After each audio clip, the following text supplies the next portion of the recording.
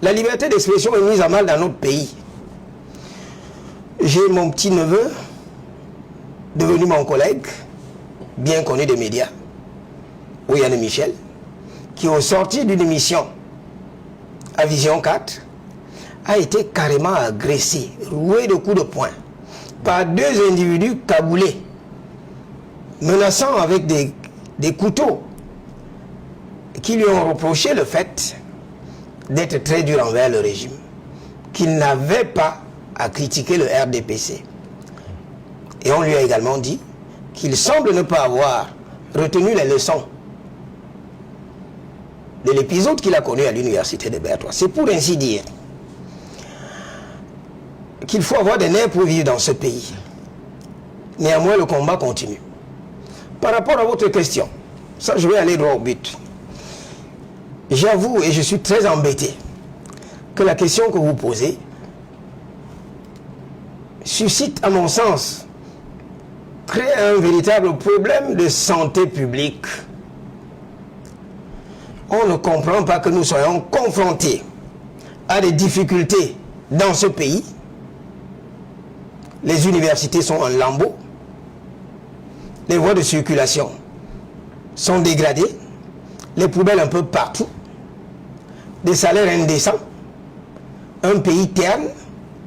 Aucune visibilité pratiquement. Et qu'on vienne nous rabâcher les oreilles à tout moment sur cette histoire de mandat impératif, hein, mandat représentatif. N'avons-nous pas mieux à faire? C'est assez gênant. Il y a un moment, ça je vais en venir, excusez-moi, vous m'avez appelé, je bavarde beaucoup. Il y a un moment, oui, je vais en venir. Éclaircissez l'opinion. Oui, je vais éclaircir l'opinion, mais permettez que je vous dise qu'il y a mieux à faire. Hier, c'était deux petits frères qui étaient carrément laminés dans les médias. Le matin est office, à midi est office, le soir est office. En politique, le matin Cabral, à midi Cabral, le soir Cabral. Et aujourd'hui, nous assistons à une hystérie collective. Camto le matin, Camto le soir, Camto l'après-midi. Mais c'est pas possible. Camto n'est pas une création ex nihilo, c'est quand même l'enfant d'un père et d'une femme. Mais quelle est cette manière de divertir le peuple alors qu'il est confronté à des situations plus graves, à des débats plus pertinents? Néanmoins, puisque vous insistez que je réponde à la question, parce que j'avais dit que je ne vais pas m'exprimer sur cette question, il y a mieux à faire, une gouvernance mortifère, voilà un thème très important, une opposition muselée par le pouvoir, voilà un thème important. Je vais répondre à cette problématique. La question de savoir, je résume, ou alors je reformule, si Maurice Kamto peut ou non être investi comme candidat à l'élection présidentielle directement par le biais de son parti politique. La querelle naît du libellé de l'article 121 alinéa 2 du Code électoral. Tout à fait. Qui évoque la formule de parti non représenté à l'Assemblée nationale, au Sénat, ainsi de suite. Ça suppose qu'il y a des partis politiques représentés à l'Assemblée nationale. Est-ce qu'on est d'accord? Lorsque le législateur argue de partis politiques représentés à l'Assemblée nationale, ça suppose qu'il y en a qui ne sont pas représentés. Et comme dit-on, le MRC n'aurait pas d'élu, il ne peut pas être investi. Le nœud du problème est celui de la représentation. On va droit au but. La Constitution, parce que je me réjouis de ce que, depuis bientôt 2 ans, j'ai pu amener modestement les Camerounais à lire la Constitution. Parce qu'à tout moment, ad nutum, on nous parle de la loi. La loi a fait ceci. Mais il y a le grand frère juridique de la loi, c'est la Constitution. Je vais convoquer quelques dispositions de la Constitution pour tuer le débat. Déjà de 1, régler ce problème par ce qu'on entend par représentation, et puis évoquer un autre argument juridique. J'ai fait un post là-dessus, de 3 pages. Je pensais que le débat avait déjà été clos. Mais que non. Alors, Voilà ce que dit l'article 15, alinéa 2 de la Constitution. Le député représente l'ensemble de la nation. Voilà ce que dit l'article 20 de la Constitution. Le Sénat représente les collectivités territoriales décentralisées. Voilà ce que dit l'article 57 de la Constitution. Le Conseil régional représente les départements et les chefferies traditionnelles. Dites-moi un peu, quelle est la disposition de la Constitution qui fixe assez clairement, ou si vous voulez dans une clarté irréprochable, que le député, le sénateur, ou alors les autres élus locaux représentent leur parti politique. Le problème est le suivant. Alors que le constituant postule de la représentation nationale, la loi, elle, parle de la représentation partisane. Vous convenez avec moi qu'il y a contrariété entre la Constitution et la loi. Voilà le nœud du problème. Et s'il vous plaît, pourquoi est-ce que le débat a pris de l'ampleur? Justement, on avait posé la question. Oui, je vais en venir. Parce que si c'est aussi vrai que le nez est au milieu d'un visage, quand vous convoquez la Constitution pour clore le débat, pourquoi justement ça fait débat? Parce que des éminents juristes aussi disent le contraire de ce que vous dites. Vous parlez de quel éminent juriste? Lequel? Vous n'avez pas cité de nom, mais il y a des universités qui... Bon, s'il vous plaît, je suis... Oui. Yes. Prof, just go ahead with your development, because we are also interested in section 121 of the Electoral Code, which is the law, and section 6, sub 6 of the Constitution. Go ahead, please. Bon, alors, j'étais en train de dire, s'il vous plaît, pourquoi est-ce que le débat prend de l'ampleur? Vous savez, le droit est réservé aux mains expertes. Il y a un moment, on a exhumé une vidéo dans laquelle le professeur Maurice Kamto disait qu'il est conscient de ce qu'en l'état de la loi électorale, le MRC n'ayant pas participé aux élections, ne peut pas se présenter à l'élection présidentielle. Vous vous souvenez de cette vidéo? Alors on a dit non, Kamto est incohérent. Non, je vous dis que Kamto est très cohérent. Kamto a bien dit, sous l'empire de la loi. Or, cette loi est non conforme à la Constitution.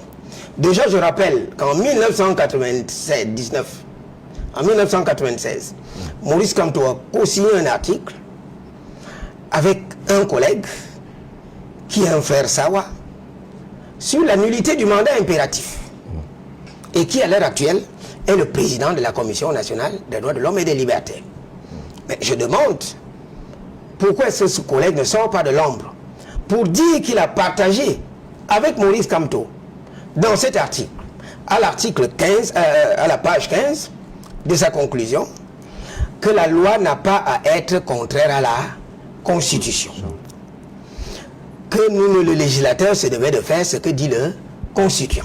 Est-ce que je me fais comprendre? Donc, pour vous dire que Maurice Kamto était très cohérent. Donc, selon l'argument de la représentation, vous êtes d'accord avec moi, s'il vous plaît, que nulle part dans la Constitution, il n'y a aucune disposition qui dispose, s'il vous plaît, il n'y a aucune disposition dans laquelle on parle de la représentation du parti politique dans la Constitution. Je vous mets au défi, donnez-la moi. Donnez-la moi. Par contre, là où la Constitution parle des partis politiques, c'est à l'article 3. Et voilà ce que dit l'article 3. Les partis politiques concourent à l'expression du suffrage. Ça veut tout simplement dire qu'ils sont un vecteur qui propulse les candidatures. Right, Prof, Ils participent, s'il vous plaît. Attendez, permettez que je déroule. Je n'ai pas terminé. Vous m'avez invité, permettez que je déroule. Vous avez le temps de poser la question. Ils doivent respecter les principes de la démocratie. C'est ce que dit l'article 3. La démocratie postule de quoi? Des élections inclusives et de la souveraineté. C'est le peuple qui est souverain, qui doit choisir. On ne doit pas limiter. Voilà donc le premier argument Je résume. La représentation sous le prisme de la Constitution ne postule nullement, ne met jamais en exergue le parti politique, mais plutôt d'autres entités. Exactly. Je dis, je me résume, les députés représentent l'ensemble de la nation, le Sénat représente les collectivités territoriales décentralisées et les conseils régionaux, les départements et les chaufferies traditionnelles. Permettez que je donne un dernier argument massu. Parce qu'en fait, de quoi s'agit-il? Nous posons le problème de savoir si Maurice Kamto a le droit, la latitude, la prérogative de se présenter à l'élection présidentielle sous la bannière directe de son parti. Ce sont les droits fondamentaux qui sont mis. Ce sont les droits, oui, ce sont les droits fondamentaux qui sont mis ici en cause. Vous verrez que c'est la loi qui semble enlever cette prérogative à Maurice Kamto. C'est pour ça que je dis que c'est un vain débat. Le problème est véritablement politique. Pourquoi est-ce que je le dis? Allons-y. Vous savez, moi j'élève toujours le débat à l'échelle constitutionnelle. Voilà ce que dit la Constitution de 1996. Le préambule, si vous l'avez ouvert, c'est quoi le préambule d'une constitution? Le préambule d'une constitution est ce premier versant documentaire, c'est-à-dire les toutes premières pages de la constitution avant le dispositif, article 1, 2, 3,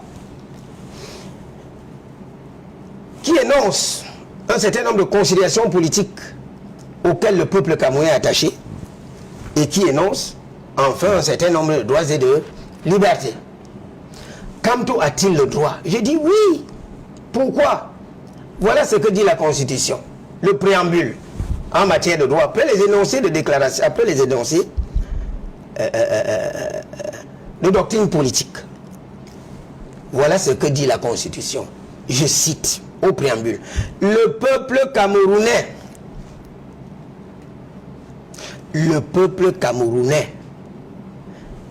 dit que l'être humain, sans distinction de race, de religion, de croyance, a des droits inaliénables et sacrés. C'est inscrit dans la Constitution. L'être humain a des droits inaliénables et sacrés. Comment la Constitution peut-il dire que les droits sont inaliénables, on ne peut pas y toucher, et le législateur entend moduler? Non, pas du tout. Le préambule continue, s'il vous plaît.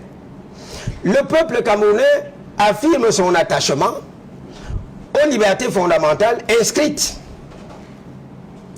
dans la Déclaration universelle des droits de l'homme, la Charte des Nations Unies, la Charte africaine des droits des peuples, la Charte africaine des droits de l'homme et des peuples, ainsi que les conventions y afférentes.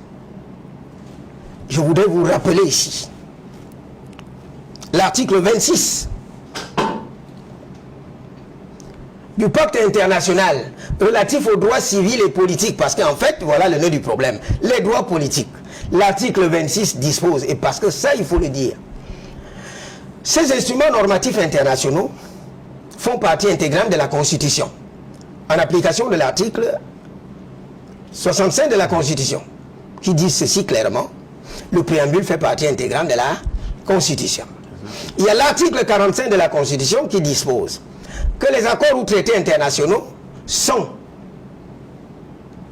les accords ou traités internationaux régulièrement approuvés ou ratifiés ont, dès leur publication, une autorité supérieure à celle des lois. Est-ce qu'on est d'accord là-dessus? Donc, en dehors de la Constitution, qui est hiérarchiquement supérieure à la loi, même les instruments normatifs internationaux sont supérieurs à la loi. Le Cameroun, s'agissant de ce pacte international relatif aux droits civils et politiques, l'a ratifié en 1984. Donc ça fait partie de notre bloc de constitutionnalité. Et voilà ce que dit l'article 26. Pour chuter. Tout citoyen a le droit d'être élu dans le cadre des élections périodiques honnête et égale, de manière à assurer la libre expression de l'électeur. Article 26, tout citoyen a le droit d'être élu. Mais pourquoi voulez-vous interdire à Maurice Kamto de ne pas être élu, alors qu'il y a une convention internationale qui dit qu'il a ce droit? Et on dit bien dans le cadre des élections honnêtes, égales, et de manière à assurer l'expression libre de l'électeur. That's interesting. C'est donc pour vous dire, sous le bénéfice de ce qui précède, en combinaison de dispositions pertinentes de la Constitution que je viens d'évoquer, qui, ici, traite de la notion de la représentation, fixe bien le domaine rationnel personné de la représentation, ainsi qu'en convoquant les libertés fondamentales, inaliénables et sacrées prescrites par la Constitution, j'en conclus que c'est un vain débat juridique. Et qu'à mon sens, le problème est éminemment politique. Pourquoi est-ce que le problème est éminemment politique? Vous comprendre, pour être rassuré de ce que vous dites, la Constitution, à son article 15, évidemment, alinéa 3, parle de cette nullité du mandat, mais cette même Constitution dit à son article 6, et Formiam s'en relevait, c'est passé très rapidement, article 6, alinéa 6, que justement, le régime des élections présidentielles fixé par la loi. Très bien. Alors, s'il vous plaît, la Constitution fixe les grands principes. Est-ce que je me fais comprendre? Exactement. Et la loi, le législateur organise. Mais dans l'organisation des grands principes, dans l'aménagement des grands principes, le législateur n'a pas à s'écarter du sentier fixé par la loi. Est-ce que je me fais comprendre? Parce que tout ne peut pas être contenu dans la Constitution. Pour la simple raison que la Constitution n'est pas la seule norme de l'État. La Constitution a un domaine bien prescrit, bien déterminé. La Constitution règle la question des droits fondamentaux des citoyens, ainsi que le statut du pouvoir. C'est tout. C'est justement la raison pour laquelle le constituant donne la charge au législateur d'aménager un certain nombre de droits et de libertés, conformément même d'ailleurs aussi à l'article 26 de la Constitution, en conformité avec la Constitution. Est-ce que je me fais comprendre? Il ne saurait y avoir de tango juridique. C'est-à-dire que la Constitution dit A et le législateur dit A'. C'est normal que l'article 6.6 est délégué, est demandé au législateur de fixer dans les détails l'aménagement, les conditions, le régime juridique de l'élection présidentielle. Mais il n'a pas le législateur. Le législateur n'a pas à s'écarter du sentier fixé par le constituant. Si le constituant dit allons à gauche, nous devons aller à gauche. Si le constituant, si le législateur dit allons à droite, il y a un glissement qui pose un problème d'inconstitutionnalité. Voilà ce qu'il faut démontrer aux Camerounais. In other words, you are saying that the electoral code, for example, which in this sense, according to the description and the delegation of powers by the Constitution in Article 6.6, the electoral code is the law that fixes the organization of elections in Cameroon. Their development gives the understanding that the electoral code in this context is of no use. Très bien, vous posez là une très bonne question. Je vous assure qu'en l'état actuel du droit constitutionnel, cet article 121.2 est inapplicable. Tout simplement parce qu'il s'écarte du sentier fixé par la Constitution. Il est inapplicable. Alors pourquoi est-ce qu'on en arrive là? C'est la raison pour laquelle je vous disais que le problème n'est pas juridique.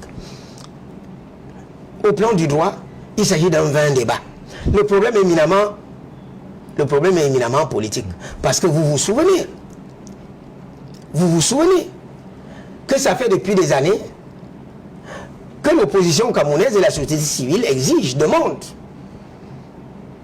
que l'on s'asseye afin d'adopter un code électoral consensuel et l'épurer des choses qui ne marchent pas, comme cette question de l'inconstitutionnalité.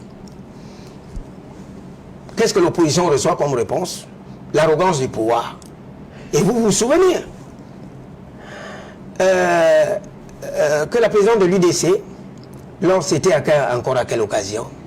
Yes, there's a platform. It's a platform. Ouais, avait dit au président de la République que l'opposition lui avait envoyé des propositions de modification du code électoral. Et elle nous a fait savoir que le président a dit qu'il n'avait jamais eu ça. Mais attention, de qui se moque-t-on? Donc c'est pour vous dire que le problème du mandat impératif qui est nul, conformément à l'article 15.3 de la Constitution, Exactly. hein, Article 15.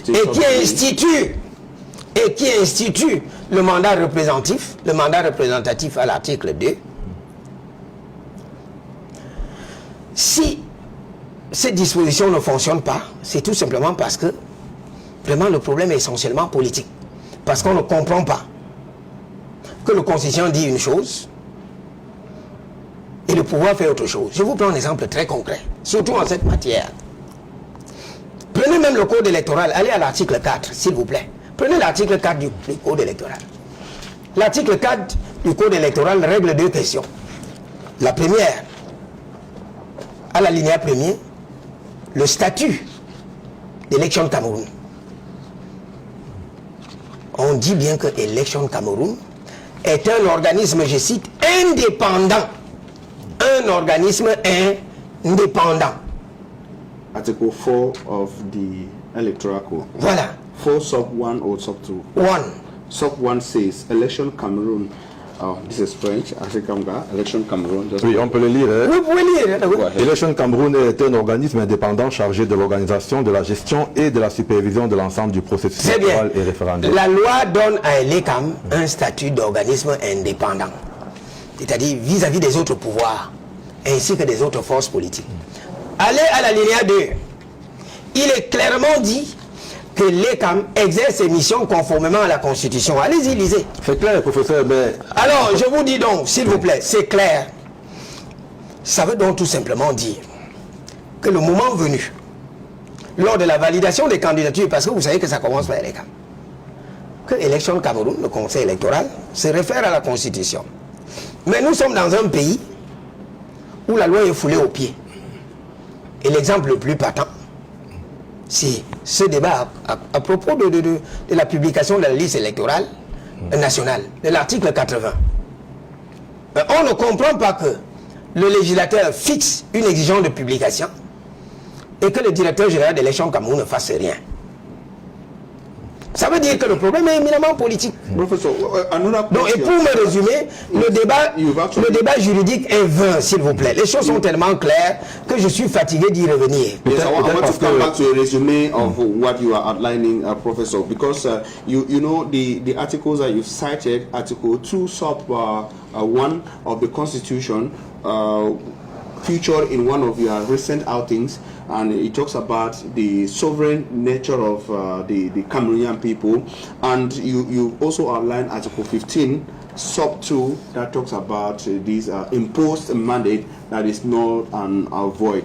But you've indicated clearly that the national president of the CRM political party, Professor Maurice Kamto, does not have a problem of representation as at now, considering that they've had people who are elected officials who moved into the political party and they still hold on their mandate, considering the fact that according to your analysis in Cameroon, what we are considering is the representative mandate and not an imposed mandate. Now, Ashir Kamga and I had an issue seriously with the expectation of Article 6 sub 6 of the Constitution that says the electoral matters in the country are organized, are handled by the law, and the law in this context is the Electoral Code. Now, the question I'm asking is, conscious of the fact that there is an Electoral Code and it is a weapon to be used, or an instrument rather to be used by Election Cameroon in litigations, considering that there is the Constitution that is supposed to be the guiding principle for the Constitutional Council in the case of litigations. How then do we understand that Cameroonians are still worried and are still intensifying this same debate? Does it give the impression that they don't trust the election governing body enough, ELECAM? Does it give the impression that they might be doubting the outcome from the Constitutional Council? Très bien. Alors, déjà, je vais apporter une double réponse. Ce qu'il faut retenir des dispositions de la Constitution, est-ce que je me fais comprendre? au plan constitutionnel, en combinaison des articles que j'ai évoqués, 15,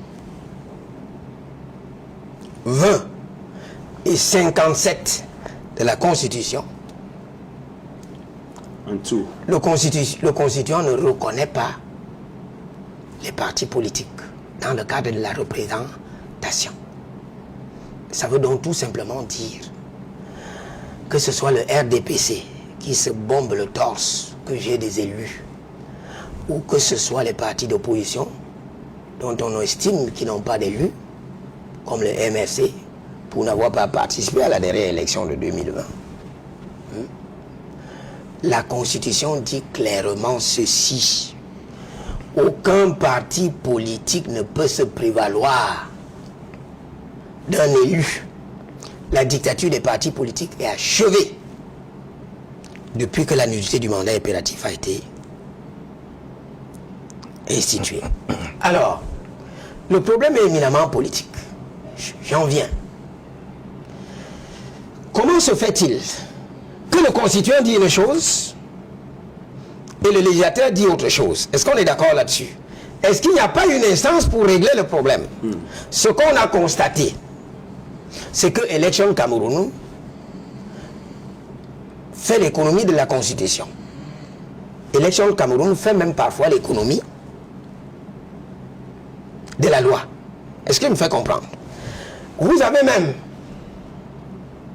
des ministres de la République qui se substituent aux organes en charge de l'élection et qui proclament clairement que Maurice Kamto ne sera pas candidat à l'élection présidentielle s'il est investi par son parti politique. Vous avez suivi le ministre Grégoire Rona. Est-ce qu'on est d'accord là-dessus? Qui est membre du RDPC. C'est ce qu'il a dit. Il a dit cela. Vous avez suivi qu'il y a une plainte qui a été déposée contre le DGA d'Élection Cameroun, qui a manqué devant le conseil électoral, qui a manqué à son devoir de réserve, en disant une fois de plus que Maurice Kamto ne sera pas candidat à l'élection présidentielle. C'est pour ça que je vous dis que le problème est éminemment politique. Il est d'autant plus éminemment politique que nous avons au moins un organe qui était censé régler ces problèmes. Ce que j'appelle, de manière tout à fait libertine, le Conseil constitutionnel de tous nos malheurs. L'impression, ce n'est même pas l'impression. L'évidence qui s'impose est que ce soit Élection Cameroun ou alors le Conseil constitutionnel, pour moi, c'est des collaborateurs électoraux du pouvoir en place. Si un 7e septennat est confié à ces gens, ils n'auront que leur larme pour pleurer. Dernière chose, professeur, il y a justement ce débat qui a cours sur une candidature unique, des coalitions, etc. Vous êtes d'entendre dessus, que vous lâchez véritablement. Vous avez cité beaucoup d'acteurs politiques de l'opposition qui pourraient porter ce projet que vous avez déroulé tout à l'heure. Vous, selon vous personnellement, qui peut le faire? Quel est l'homme qui sortirait du chapeau de cette candidature unique? Très bien. Je serai suffisamment franc. Est-ce que je me fais comprendre? Pour ne pas biaiser avec ce que j'estime être ma vérité. Ce que j'estime être ma vérité. Le véritable problème, c'est que les Camerounais sont habitués à la roublardise. Et ce que je veux dire peut faire mal, ou alors peut causer des dégâts. Je rappelle utilement que je ne suis encarté nulle part, dans aucun parti d'opposition. N'en parlons pas du RDPC. Moi, ça ne me traverse même pas l'esprit. Je voudrais encore conserver mon esprit très lucide. Parce que ce qu'on entend par huile de sardine est contaminé. Et je tiens à me préserver de ce mal-là. Ma conviction est la suivante, et qui part d'un constat de réalité. Si je vous retourne la question, d'après vous, quels sont les leaders d'opposition de poids qu'on a au pays à l'heure actuelle? Vous mettrez qui en tête? Et vous mettrez qui en seconde position? Moi, je vous le dis donc clairement. Ce sont les leaders de partis politiques qui devraient s'entendre. Ce sont les leaders de partis politiques qui devraient s'entendre afin de dégager une candidature consensuelle. Parce que l'émiettement de l'opposition n'est pas une bonne chose. j'ai suivi mon petit frère, l'honorable Cabral Lidi, demander que l'on s'inspire de l'exemple du Sénégal, qu'il y a eu 17 candidatures, mais ça n'a pas empêché que le PASTEF remporte. Mais s'il vous plaît, nous ne sommes pas dans la configuration du Sénégal. Est-ce qu'on est d'accord là-dessus? En Afrique de l'Ouest, c'était un peuple bouillant, bouillonnant, qui en avait marre. Les Sénégalais sont à l'avant-garde du combat. Les universitaires qui ont dit à Macky Sall niet, le conseil constitutionnel qui a dit à Macky Sall modifier le calendrier let, le peuple qui disait on en a marre, qui est prêt à affronter la soldatex. Mais dans notre contexte, ce n'est pas le cas. Vous convenez avec moi que qui affrontent le pouvoir, ce sont les leaders d'opposition. Ce sont les leaders d'opinion qui ont la capacité de dire la vérité comme moi. L'opposition, ce n'est pas seulement une histoire de leaders ou de membres de la société civile. L'opposition nécessite une implication du peuple. Alors, pour être direct, moi je vous ai dit tout à l'heure que mon vœu le plus ardent est que l'honorable Cabral et Maurice Kamto se mettent ensemble. Et quand on dit se mettre ensemble, en politique, il n'est pas exclu d'être humble. En politique, on s'entend sur un certain nombre de plateformes. On se dit, on va aller avec telle ou telle méthode de gouvernement, avec tels hommes. Donc toute la place aura sa place au sein de l'équipe gouvernante. Mais le fait pour les uns et les autres, chacun voudrait être avant, vraiment nuit. Mais je dis, et je le dis assez clairement, sans être partisan, que le leader de l'opposition, qui réunit à la fois la profondeur historique, n'est-ce pas, qui connaît bien le système pour avoir travaillé, qui a payé de sa vie pour avoir été emprisonné, qui est très bien structuré, qui a une popularité, c'est Maurice Kamto. Ça coûte quoi à l'opposition de fédérer les énergies tout autour de Maurice Kamto? Ça coûte quoi à l'opposition? Ça ne veut pas forcément dire que le moment venu, c'est le président Maurice Kamto qui sera en avant. Mais je dis au moins pour une base de départ, l'objectivité commence à faire observer. Comment de faire observer que c'est le président Maurice Kamto qui est le leader de l'opposition, hein, qui remplit un certain nombre de critères assez objectifs en termes de popularité, hein, en termes d'expérience, celui qui a payé de sa vie, et puis vient ensuite l'honorable Cabral. C'est pour ça que je dis que les deux, et puis viendront en appui, parce qu'il faut également citer une très brave dame, Madame Damjoya de l'UDC. Okay. Hein? Yes. C'est une dame non plus. Mais au moins c'est toi là. C'est cette dynamique que je souhaite que les uns et les autres fédèrent. Okay, Prof, I have a list here of some individuals. Their pictures were published by one of Cameroon's leading English-speaking newspaper, the Guardian Post, and of course those who have already declared their intentions to run for the race to A2D, call it the presidential election in Cameroon. I have a list of 28 Cameroonians who've declared. Among them are names that you already know. We have on that list Professor Maurice Kamto, Honorable Cabral Libi, we have Barrister Keremuna, we have Osi Joshua of the SDF party, we have Serge Espon Matomba, and Vale Pesala, whom you mentioned there.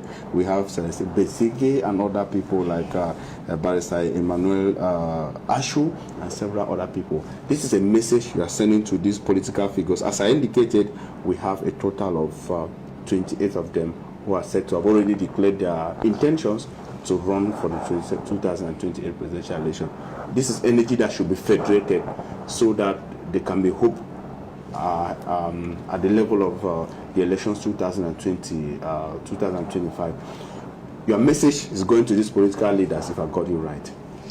Alors, le message que j'adresse à ces leaders de l'opposition est suffisamment clair. Le peuple a soif de changement. Et ce peuple attend un signal de l'opposition. Sans cette fédération des énergies, on va assister à une situation contre-productive. La lassitude va s'installer. Et surtout, ce qu'il faut éviter, c'est l'abstention. Est-ce que je me fais comprendre? Parce que quand on émiette les énergies, ce sont les forces de l'opposition qui sont disséminées. au moins il faut ce déclic psychologique que les leaders de l'opposition taisent leur ego surdimensionné. Ah, parce que ça, je vous le dis, il y en a. Hein. Je suis obligé parfois de couvrir les leaders de l'opposition. Parce que ce n'est pas tout le mal que je vais révéler. Mais il faut avoir pitié de ce peuple qui a la peine, qui a la recherche d'un leader consensuel, afin qu'on évolue. Et s'il vous plaît, lorsque ce leader consensuel sera placé, ce n'est pas pour assurer la gestion quotidienne qu'on a. Ce pays a besoin d'une transition. Parce qu'il y a beaucoup de choses à refaire. Donc le message que je lance à ces leaders de l'opposition, c'est de fédérer leur énergie et d'avoir pitié du peuple qui a la recherche d'un candidat consensuel.